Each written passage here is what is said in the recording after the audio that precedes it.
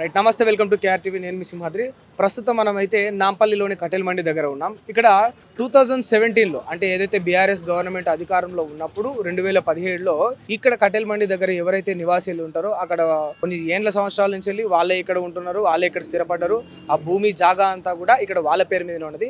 అయితే గత ప్రభుత్వం బీఆర్ఎస్ హామీ ఇచ్చి అంటే ఈ స్లమ్ను మొత్తం కూడా నిర్మూలించి ఇక్కడ 2 BHK ఏదైతే స్కీమ్ ఉందో డబుల్ బెడ్రూమ్లు కట్టించి అవి మీకు అలాట్ చేస్తామని చెప్పడం జరిగింది. నమ్మకంతో వీళ్ళు వాళ్ళ భూములకు కూడా ఇచ్చేసిండ్రు. ఆ కన్స్ట్రక్షన్ అయ్యే వరకు బయట రెంట్లు కట్టుకొని కూడా వీళ్ళు బతికిండ్రు. తీరా చూస్తే ఆ కన్స్ట్రక్షన్ అంతా పూర్తయిన తర్వాత ఎవరైతే ఇక్కడ ల్యాండ్ ఓనర్స్ ఉంటారో వాళ్ళకి అలాట్ చేయలేదు ఇల్లులు. వాళ్ళకి అలాట్ చేయకపోగా వాళ్ళకు సరైన స్పందన కూడా లేదు. సరే, ఎప్పుడైతే అలాట్ చేస్తారో చేసే వరకే అధికారికంగా ఉందాము అని అప్పటి వరకు ఏవైతే అలాట్ చేయనివి ఖాళీగా ఉన్న ఆ యొక్క ఇల్లులు ఉండిపోతే మిగిలిపోతాయో ఆ భూమి వాసులకు వాళ్ళు అక్కడ రాని వాళ్ళు కొంత పూట గడవనికి బయట వేలకు వేల రెంట్లు కట్టలేక అక్కడే ఉండడం జరిగింది. ఇప్పుడు అక్రమంగా ఉంటున్నారని చెప్పేసి ప్రభుత్వం మారిన తర్వాత గత ప్రభుత్వం ఫెయిల్ అయిపోయింది. ఎవరైతే భూములు తీసుకొని వాళ్ళకి ఇల్లులు ఇస్తామని చెప్పి ఇవ్వక ప్రభుత్వం ఫెయిల్ అయిపోయింది. ఇప్పుడు వచ్చిన ప్రభుత్వం అక్రమంగా ఉంటున్నారు, మీరు అలాట్ చేయముందుకే ఉంటున్నారు అని చెప్పేసి ఇంకా తిరిగి వీళ్ళ మీద, భూమి ఇచ్చిన వాళ్ళ మీద, భూమి త్యాగం చేసిన వాళ్ళ మీద కేసులు పెట్టి వీళ్ళు ప్రలోభాలు పెట్టడం జరుగుతూ ఉంది. ఇది ఎంతవరకు న్యాయం? అసలు వాస్తవాలన్నీ కూడా వారిని అడిగి తెలుసుకుందాం. ఇక్కడ మనం అన్నీ కూడా ఎవిడెన్సెస్ కూడా ఉన్నాయి. వాళ్ళ పేరు మీదనే భూమి ఉన్నట్టు, వాళ్ళు ఇచ్చినట్టు కూడా ప్రతిదీ కూడా డాక్యుమెంటరీ ఉంది. అమ్మ నమస్తే. నమస్తే సార్, చెప్పండి అసలు ఏం జరిగింది? నా పేరు సుమిత్ర సార్. 2017లో మా ఇల్లులు తీసేసుకున్నారు సార్. మా ఓన్ స్లమ్ ఏరియా ఉండే మాది. 128 ఇల్లులు మా బస్తీకి శాంక్షన్ అయినాయి. అందులో 103 అలాట్ చేశారు. మిగిలిన పెండింగ్ ఇల్లులు మాకు ఇస్తామని మాకు ఎంఆర్ఓ ఆఫీస్ నుంచి కూడా మాకు పేపర్స్ కూడా డాక్యుమెంట్స్ కూడా వచ్చాయి సార్. కానీ అప్పుడు మేము 2021లో కూడా మేము అలాట్ చేసినప్పుడు కూడా మేము ఎంఆర్ఓ గారికి మేము రిక్వెస్ట్ చేసుకున్నాము, మా ఇల్లులు మాకు తొందరగా ఇప్పియండి సార్ అంటే, ఇప్పుడు మీకు ఏం లేవు, అయిపోయినాయి, అది ఇది అని చెప్పారు సార్. మేము ఖాళీ ఉన్న ఇల్లులు మాకు రెంట్ కట్టలేక ఆల్రెడీ మేము 4 years రెంట్ కట్టాము. ఇక మాకు స్తోమత లేదు, మేము స్లమ్ములు ఉంటాం, ఏదో ఇళ్ళలో పని 4 ఏళ్ళు రెంట్ కట్టినాం సార్. మా ల్యాండ్కి ఇస్తాము ఆశతోటి ఎంఆర్ ఆఫీస్లో కూడా తిరిగినాము. మేము అన్ని రిక్వెస్టింగ్ లెటర్ కలెక్టర్కి, మన ఎంఆర్ఓ వారికి అందరికీ ఇచ్చినాము. ఇప్పుడు మీకు ఇల్లు లేవు అని చెప్పేసి మా మీద అన్యాయంగా కేసులు కూడా బుక్ చేసిర్రు. 2 years నుంచి కేసుల చుట్టూ తిరుగుతున్నాము. ఇప్పుడు మా ఓన్ ల్యాండ్ తీసుకొని ఏదో ప్రజాపాలనలో అప్లై చేసిన వాళ్ళకు ఏదో ఫ్రీగా వచ్చేసింది. మా ఓన్ ల్యాండ్ తీసుకొని మాకు ఇల్లులు కేటాయిస్తలేరు సార్. మా మీద అన్యాయంగా కేసులు కూడా బుక్ చేసి 5 years అవుతుంది సార్. గతం నుంచే సార్. మేము మా మా పిల్లలు ఇప్పుడు 13-14 సంవత్సరాల పిల్లగాడు కొన్ని ఏళ్ళ నుంచి ఉంటున్నాం. మేము ఇక్కడనే ఇక్కడనే ఉండి ఇక్కడనే ఉన్నాము. ఇక్కడ ఉన్న అబ్బాయికే పెళ్లి చేసుకున్నాము. మా 13 సంవత్సరాల పిల్లగాడు కూడా ఉన్నాడు. 2011లో పెళ్లి అయినప్పుడు మా ఫొటోస్ కూడా తీసుకున్నారు సార్. వీళ్ళు ఫొటోస్ కూడా తీసుకున్నారు, ఇస్తామని హామీ కూడా ఇచ్చిర్రు, నంబర్ కూడా రాసిర్రు. అన్నీ చేసిన తర్వాత మాకు ఇట్లా చేసేసి అన్యాయం చేశారు సార్. నేనే ఒకదాన్ని ఇది మా ఇల్లు, పాతది ఇల్లు, గులగొట్టకం ఉండదు అప్పటిది. ఇది గవర్నమెంట్ సర్వే చేసి మీదే మాదే సార్. ఇది ఇప్పుడు ఆ ఇల్లు గులగొట్టినప్పుడు ఇంత చిన్న బాబు ఉండే, ఇప్పుడు మా బాబు 13 సంవత్సరాలు పిల్లగాడు ఇప్పుడు. ఇది అంత మాదే ఇల్లు. ఈ గుడి, ఆ చిన్న గుడి ఉంది కదా సార్, ఆ గుడి పక్కకే మా ఇల్లు ఉండే. ఇదిగోండి, ఇదే ఈ పక్క ఇల్లే మాది. ఈ గుడి పక్కదే సర్వే చేసినప్పటిది. ఇది మేము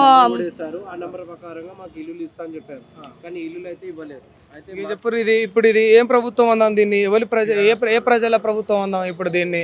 అంటే పేదోళ్లకు ఇల్లులు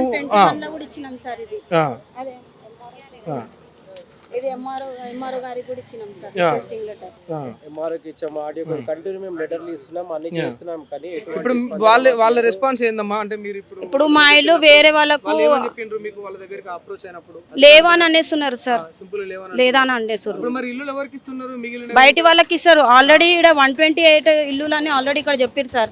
నాంపల్లి తహసీల్ది ఇక్కడ సిగ్నేచర్ స్టాంప్ ఉండి ప్రతిదీ ఉంది. 2015లో మాకు జియో వచ్చింది, పాస్ అయింది. 128 మా బస్సు వాసులకే అలాట్ చేయాలి. 103 ఇచ్చిర్రు.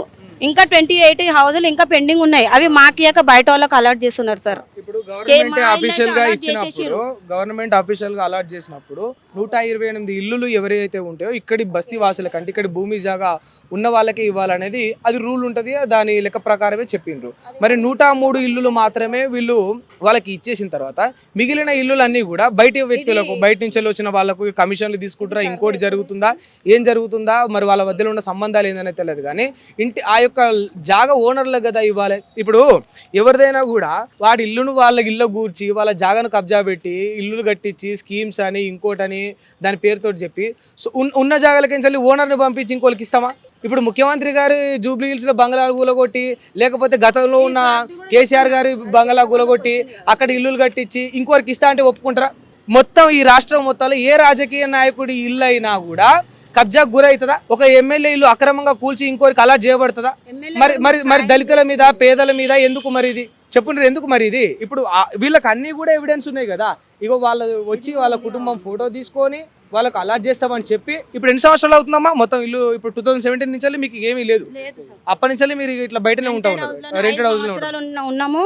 ఇక మాకు ఏది దారి లేక లేదు అన్నందుకు మేము మా పరిస్థితి బాగాలేక మేము ఖాళీ ఉండే అది మేము తీసేసుకున్నాం సార్. ఇప్పుడేమో మా ఇల్లులు వేరే వాళ్ళకి అలాట్ చేసేసారు. మీది కేసు అయితే 2001 నుంచి కేసు ఉంది సార్ మా మీద ఉంది. ఇంకొకటి ఇది మొన్న ప్రజాపాలన నుంచి సర్వే అయింది మా బస్తీ వాసులది.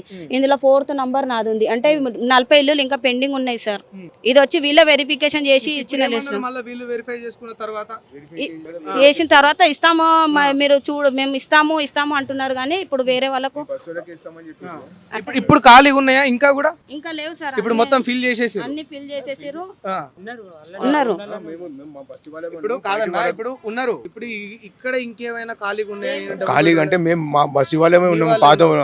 కానీ ఇప్పుడు ఆ ఇల్లు ఇట్లా అలాట్మెంట్ చేస్తామంటారు. ఆల్రెడీ ఒకటి మాది అలాట్మెంట్ మీకే చేస్తారు మాకు చేస్తా అని చెప్పారు, గ్యారంటీ ఇచ్చారు. ఇంతకుముందు గ్యారంటీ ఇచ్చారు. మొన్న సర్వే చేసినప్పుడు ఇట్లా మాకేస్తామని గ్యారంటీ ఇచ్చారు. ఇప్పుడు వేరే వాళ్ళకి ఇచ్చేస్తారు ఆ ఇల్లు. ఇప్పుడు సడన్ గా ఇప్పుడు పోలీసు వాళ్ళు వస్తారు, కాల్ చెప్పిస్తారని నిన్న వచ్చి ఎంఆర్ఓ ఆఫీస్ నుంచి వచ్చి వార్నింగ్ ఇచ్చి పోయారు. అదే మేము ఇప్పుడు కలెక్టర్ గారి దగ్గరికి పోయి మాట్లాడదామని వెళ్తున్నాం సార్. పిల్లలు ఏంటంటే చిన్న చిన్న పిల్లలు మా దగ్గర అంతా డైలీ చేసుకొని డైలీ వర్కర్లు. మాకు ఏదైతే వేరే ఆధారం లేదు. రోజు కూలీలు ఇక్కడ ఉన్న తాటాల నాటి నుంచి ఉన్నారు ఇక్కడ ఉన్నోళ్ళు. మాకేందంటే మా డిమాండ్ మాకు ఇక్కడనే కావాలని చెప్తే ఎన్టీఆర్ పరేడ్ నుంచి మాకు ఇక్కడనే కావాలని మేము కోరుకున్నాం. మాకు దేవుని అయితే కట్టించారు కానీ ప్రాపర్గా కట్టియలేదు. ఇప్పుడు ఇంకొకటి ఇక్కడ మాకు ఒకటి బ్లాక్ ఉన్నది. ఆ బ్లాక్ మాకు కట్టిస్తే కొంచెం సఫిషియెంట్ అవుతుంది. మన అడిగిన రిక్వెస్ట్ ఏంటంటే మాకు ఇక్కడ ఉన్న వాళ్ళదా ఇక్కడ ఇవ్వాలి సార్. వేరే వాళ్ళకి ఎక్కడి నుంచో వచ్చి మనం ఆ నాగారం నుంచి వచ్చి ఇక్కడ ఇస్తే పద్ధతి కాదు సార్. ఎందుకంటే మా దగ్గర మాకు ఒక్క ఇంట్లో ముగ్గురు ఉన్నాం సార్. ముగ్గురు కొడుకులు అంటే ఒక్క డబుల్ బెడ్రూమ్ సరిపోతుంది సార్. ఈ మూమెంట్లో సరిపోతుంది. మా ఇంట్లో మేము ఉన్నాము, 10 మంది ఉన్నాం పిల్లలు. ఒకటే డబుల్ బెడ్రూమ్ ఉన్నాం. ముగ్గురు అన్నదమ్ములు ఒకటే వచ్చింది. మళ్ళీ వేరే ఇంకా లేవు, దిక్కు లేదు. ఏమన్నా అయితే అవుతుంది అంటారు కానీ అయితే లేదు, పట్టించుకుంటలేరు. మా కాలాలు ఇట్లనే నడుస్తున్నాయి సార్. ఎక్కడి నుంచో వచ్చి వాళ్ళకి ఇక్కడ ఏమన్నా అమ్మడం చేయడం జరుగుతుంది సార్. ఇది దాన్ని ఏదైనా రిక్వెస్ట్ ఏంటంటే ఆ బ్లాక్ ఏది ఉందో కంప్లీట్ చేసి ఏదైతే ఖాళీ ఉన్నాయో ప్రాపర్గా ఇచ్చేస్తే మాకు ఒకటి ఉంది సార్. ఇక్కడ ఏంటంటే మాకు ఒక బ్లాక్ పెండింగ్ ఉంది. ఒక బ్లాక్ మాకు కట్టిస్తా అన్నారు గత ప్రభుత్వం. అది గత ప్రభుత్వం చేంజ్ అయినందుకు అప్పటి నుంచి మాకు ఎవరు పట్టించుకోవడం లేదు. ఆ బ్లాక్ అలానే పెండింగ్ ఉంది. ఎన్నోసార్లు మేము ఉన్న గవర్నమెంట్ కానీ ప్రజాపాలన కానీ ఎన్నోసార్లు లెటర్ ఇచ్చిన మాకు ఒక బ్లాక్ పెండింగ్ ఉంది, అది కట్టివ్వండి. దాని గురించి ఏమి స్పందన లేదు. దాని గురించి ఎంఆర్ ఆఫీస్ తిరిగినాం కానీ ఏం స్పందన లేదు మాకు. ఎప్పుడు వెళ్ళినప్పుడల్లా మేము లెటర్ ఇస్తే అది తీసుకుంటున్నారు కానీ ఎటువంటి యాక్షన్ జరగడం లేదు మాకు. ఇప్పుడు ఖాళీ ఉన్న ఇల్లులు మేము ఉంటున్నాం కాబట్టి ఎంఆర్ ఆఫీస్ నుంచి కానీ చాలా మంది ఏం చేశారంటే మా మీద అక్రమంగా కేసు పెట్టి యాక్చువల్గా స్థానం చూస్తే మాకే రావాలి ఇల్లు. మాకు రాకుండా మాకు తెలియకుండా వేరే వాళ్ళకి ఇల్లు అలాట్ చేస్తున్నాడు. నేను బస్తీ ప్రెసిడెంట్, నేను కాలనీ ప్రెసిడెంట్గా ఉన్నా కాబట్టి 2-3 సార్లు రీప్రజెంటేషన్ ఇచ్చిన గత నుంచి. ఇంకా మీరు ఇల్లు ఇష్యూ చేస్తే కంపల్సరీ మాకు కన్సల్ట్ చేయాలని. మాకు కన్సల్ట్ చేయకుండా ఇల్లు కూడా ఇష్యూ చేస్తున్నారు సార్. అది ఎందుకంటే జాగా మీదే కదా, అప్పటి నుంచి మీరే ఉన్నారు కదా. ఏంటంటే ఇప్పుడు మనకైతే ఎవరైతే వేరే బయట వాళ్ళకి ఇచ్చారు కదా, మా బాధ మేము కలెక్టర్ చెప్పుకుంటున్నాం. కలెక్టర్ కానీ ఎంఆర్ఓ కంటే మా చేతిలో ఏం లేదండి. మాకు పైనుంచి వచ్చింది ఆర్డర్ అండి. కలెక్టర్ ఇన్ఫర్మేషన్ ఎంఆర్ఓ ఇన్ఫర్మేషన్ లేదంటే ఎట్లా వస్తుంది సార్? మా చేతిలో లేదని చెప్తారు. ఇప్పుడు మేము దిక్కు ఎక్కడ రాత్రి కాల్ చేయమంటే ఎక్కడ పోతారు సార్ చెప్పండి? అది ఒక్కటి కారణం ఏంటంటే మాకు ఇక్కడనే కావాలా, ఏమన్నా కానీ బ్యాలెన్స్ ఇల్లు కూడా కట్టియాలని మాది రిక్వెస్ట్. ఏదైతే ఇప్పుడు వేరే వాళ్ళకి అలాట్ చేసిరుగా వాళ్ళకి ఆల్రెడీ రాంపల్లిలో ఇల్లు వచ్చింది. రాంపల్లిలో వచ్చింది. ఆమె రిక్వెస్ట్ పెట్టుకుని నియర్ బై జియోగూడలో ఇవ్వమంటే మా ఇల్లు అలాట్ చేసారు. ఆడియో గారికి పోయి అడిగితే మాకు తెలియదు, కలెక్టర్ నుంచి ఆర్డర్ వచ్చిందని ఆడియో గారు ఇల్లు ఉందా? రాంపల్లిలో ఇల్లు ఉంది ఆమెకు. మళ్ళీ ఇక్కడ ఒక ఇల్లు ఇక్కడ ఇల్లు అలాట్ చేస్తారు ఆమెకు ఆల్రెడీ పట్టా ఇట్లా ఇష్యూ చేసారు. మాకు ఖాళీ చేసామని నిన్న వచ్చి వార్నింగ్ ఇచ్చేయలేరు. ఎట్లా చేస్తారు? ఒకరికే 2 చోట్ల ఎట్లా చేస్తారు? ఆమె రిక్వెస్ట్ ప్రజాపాలన రిక్వెస్ట్ పెట్టుకుందంట నియర్ బై కావాలని. ఆమె ప్రజాపాలన అప్లై చేసిన ఇల్లు మా ఓన్ ల్యాండ్ కదా సార్, వాళ్ళకి ఫ్రీగా వస్తుంది. మాదైతే ఓన్ జాగా తీసుకున్నారు. ఇప్పుడు మాకు ఒమ్మంటే మేము పిల్లలను తీసుకొని ఎక్కడ వెళ్ళాలి సార్? ఇట్లా లెటర్ ఇచ్చారు, ఆమెకు శాంక్షన్ చేసినట్టు. ఆమెకి ఇంతకు ముందు రాంపల్లిలో వచ్చింది, ఆమె ఏం చేసుకుంది, నాకు దూరం అవుతుందని ఆమె రిక్వెస్ట్ పెట్టుకుంటే ఇక్కడ చుట్టుపక్కల చాలా జాగాలు ఇల్లులు కట్టారు. ఇక్కడ ప్రాబ్లం ఉందని తెలుసు, అయినా కానీ ఎంఆర్ ఆఫీస్ కానీ కలెక్టర్ ఆఫీస్ వాళ్ళు ఏం చేస్తున్నారంటే మాకు తెలియకుండా చెయ్యకుండా వాళ్ళు కన్ఫర్మేషన్ చేయకుండా వాళ్ళకి అలాట్ చేశారు ఇల్లు. ఇప్పుడు మాకు అదే ప్రాబ్లం అవుతుంది, తక్కిన వాళ్ళకి ఇల్లు ఇవ్వడం లేదు, తెలియకుండా వాళ్ళు ఇల్లు ఇష్యూ చేస్తున్నారు. దీంతో మాకు ఏమవుతుందంటే మాలో మేము ఫైనాన్షియల్గా చాలా దెబ్బతింటున్నాం. ఇంకా ఏం చేయాలో మాకు ఎటు దిక్కు లేక మేము ఆ ఇళ్ళలో ఉంటున్నాం. అది మాకు ప్రాబ్లమ్. కేసులలో కూడా తిరుగుతున్నాం. ఇప్పటికీ ఆ కేసే 5 సంవత్సరాలు అవుతుంది. ఏదైతే గుడ్డామకి ఇల్లు అలాట్ చేశారు కదా సార్, ఆ ఇంటి మీద ఆల్రెడీ కేసు ఉంది నా మీద. నా A7 ఆ నంబర్ మీద ఉంది. కేసు ఉన్న ఇంటికి ఎట్లా అలాట్ చేస్తారు సార్? 10 మంది మీద కేసు ఉంది. 10 మంది కోర్టులో తేలాలి కదా అది. కేసు నడుస్తూనే ఉంది సార్. తేలినాక ఇయ్యాలి. తేలినాక ఇవ్వాలా, ఏదో ఒకటి చేయాలి. అండర్ కేసులు ఉన్నప్పుడు వేరే వాళ్ళకి ఎట్లా అలర్ట్ చేస్తారు సార్? ఇప్పుడు అంటే వీళ్ళేమో పక్కా భూమిదారులు, వీళ్ళకి పక్కా ఇల్లులు రావాల్సిందే. భూమిని వీళ్ళు ఇచ్చిండ్రు, వీళ్ళు లేకపోతే ఈ ఇల్లులు కట్టి ఇంకోరికి ఇస్తామనంటే వీళ్ళు జాగా ఎందుకు ఇస్తారు? బతికిన గుడిసెలలోనైనా లేకపోతే ఆ ఇళ్ళల్లోనైనా కూడా వీళ్ళు మంచిగానే బతికేటోళ్ళు కదా. ఉన్న ఇల్లు ఉందన్న భరోసా ఉంటుండే ఏదో ఒకటి చెప్పుకోవడానికి. ఇప్పుడు అది కూడా లేని పరిస్థితి, ఉన్నది కూడా గుంజుకుంటాం అని అంటే ఎవరు కూడా ఇవ్వకపోతుండే కదా. ఇప్పుడు అట్లాంటి పరిస్థితి ఈడ నెలకొన్నది. 2 ఇల్లులు కాల్ చేపించారు సార్ మొన్న పోలీసు వాళ్ళని. వీళ్ళు బబ్బిలేడా వాళ్ళది కూడా కాల్ చేపించి వేరే వాళ్ళకి అలర్ట్ చేపించారు. మేము కూడా ఇల్లు ఇంటుండే సి బ్లాక్ లా, మాకు కూడా వచ్చి కాల్ చేపించేసారు మొత్తము. మీరు మొదటి నుంచి కూడా మీరు ఇక్కడే ఉన్నారా? మొత్తం భయపడుతూ మొత్తం ఇక్కడ మొత్తం మా తాత ముత్తాత మొత్తం అంతా ఇక్కడనే ఉన్నాం మేము ఇల్లులు ఇచ్చినాం. మాకు ఇలా కట్టిస్తారు డబల్ బెడ్రూమ్ అంటే ఇల్లులు ఇచ్చినాం, మేము మా జాగి ఇచ్చినాము. అయితే మాకు ఇవ్వకుండా వాళ్ళు వేరేలకు ఇస్తారు. ఇట్లా మన ప్రజాస్వామ్య దాంట్లో ఇలా అప్లికేషన్ చేసుకుంటారు కదా, అలా అప్లికేషన్ చేసుకునే వాళ్ళకి ఇస్తారు. అంటే మా ఇల్లు మా ల్యాండ్ తీసుకొని మాకు ఇవ్వకుండా వేరే వాళ్ళకి ఇస్తారు. అదేంది న్యాయం అని అర్థమవుతుంది వాళ్ళది. కానీ వాళ్ళు ఏమంటారు, పైనుంచి ఆర్డర్స్ ఉన్నాయి, అతను కూడా తిరిగి మేము ఆడియో ఎప్పుడు అడిగినప్పుడల్లా మాకు ఒకటే అంటారు. మేము ఎంఆర్ ఆఫీస్ ఆడియో ఆఫీస్కి వెళ్తే వాళ్ళు ఒకటే అంటున్నారు, మాకు పైనుంచి ఆర్డర్స్ ఉన్నాయి, పైనుంచి. మరి ఎవరు ఆర్డర్స్ ఇచ్చిరి, వాళ్ళకి ఆర్డర్స్ తెలియకుండా అవుతాయా సార్? ఎప్పుడు అడిగినప్పుడల్లా పైనుంచి ఆర్డర్స్ ఉన్నాయి, మేము చేస్తున్నాం అంటారు. మా డ్యూటీ మేము చేస్తున్నాం సార్. మీ డ్యూటీ చేసి కరెక్టే, మేము కూడా ఒక లెటర్ ఇచ్చాం కదా, ఇక్కడ ఇల్లులు ఇస్తే మాత్రం మాకు కన్సల్ట్ చేసి ఇవ్వాలని. ఇష్టం వచ్చినట్టు మీరు ఇష్యూ చేస్తే మేము ఎక్కడ పోవాలి? మరి మేము మొత్తం ఎస్సీ సమాజ వర్గం ఉంటారు, మేము ఎక్కడ పోవాలి? మా ఇల్లులు ఇచ్చి మా ల్యాండ్లు ఇచ్చి మా ఇల్లులు మాకు ఇక్కడ ఇవ్వమంటే అంతగానం ప్రాబ్లం ఏముంది సార్ గవర్నమెంట్కి?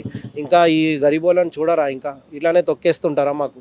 ఇంకా మేము ఇంకెన్ని సంవత్సరాలు ఇట్లా బాధపడాలి? ఇప్పుడు మా ఫ్యూచర్ అయిపోయింది, మా పిల్లల ఫ్యూచర్ కూడా ఇలానే గడిచిపోతుంది. మేము ఎవరైనా మాకు న్యాయం చేస్తారంటే ఎవరు న్యాయం చేయడానికి ఎవరు ముందు వస్తలేరు. ఇలాంటి ప్రభుత్వం ఉంది మాకు. ఇది పరిస్థితి. అంటే ఒక బేసిక్ వెరిఫికేషన్ లేకుండా, అంటే ఇప్పుడు వీళ్ళు భూములు ఇచ్చినప్పుడు అది వెరిఫై చేసుకోవాలి కదా. మరి నిజంగా ఆ ల్యాండ్ని ఎవరైనా ఇచ్చిండ్రా గవర్నమెంట్కు? ఊరికే ఇది గవర్నమెంట్ ల్యాండ్లోనే 2 BHK కన్స్ట్రక్షన్ చేసిందా, మరి పక్క భూమిదారులందరికీ కూడా వాళ్ళకి ఇల్లులు కేటాయించబడ్డాయా లేదా అని వెరిఫై చేసుకున్న తర్వాత ఆ తర్వాత ఇంకేమైనా ఇల్లులు మిగిలి ఉంటే కొత్త వాళ్ళకి ఇచ్చుంటే బాగుంటుండే. అసలు వీళ్ళ భూమి ఇచ్చిందే ఇక్కడ డబుల్ బెడ్రూమ్లు ఇస్తారని చెప్పి, డబుల్ బెడ్రూమ్లు ఇవ్వకపోగా మీదికి వెళ్ళి అక్రమంగా ఉంటారని చెప్పేసి వీళ్ళ మీద కేసులు పెట్టి వీళ్ళకు ఇల్లు గతి లేకుండా చేసి తీరా ఇంకా కోర్టుల చుట్టూ పోలీస్ స్టేషన్ల చుట్టూ తిరిగే పరిస్థితి ఇవాళ దళితులకు తీసుకురావడం అనేది నిజంగా దౌర్భాగ్యమైన పరిస్థితి. దయచేసి దీన్ని స్ట్రిక్ట్గా తీసుకొని వెంటనే వెరిఫై చేసి 1కి 2 సార్లు క్రాస్ చెక్ చేసుకొని ఎవరైతే వాళ్ళ భూములు ఇచ్చిండ్రో, ఎవరైతే వాళ్ళ జాగాలు ఇచ్చిండ్రో వాళ్ళకి ఇల్లులు కేటాయించాల్సిన బాధ్యత ఖచ్చితంగా ఉన్నది. ఇప్పుడు ప్రజాపాలన, ప్రజాప్రభుత్వం అంటే ఆ ప్రజలకే న్యాయం జరగలేనప్పుడు, ఆ ప్రజలకే మేలు చేయలేనప్పుడు ఇంకెందుకు ఈ ప్రభుత్వం?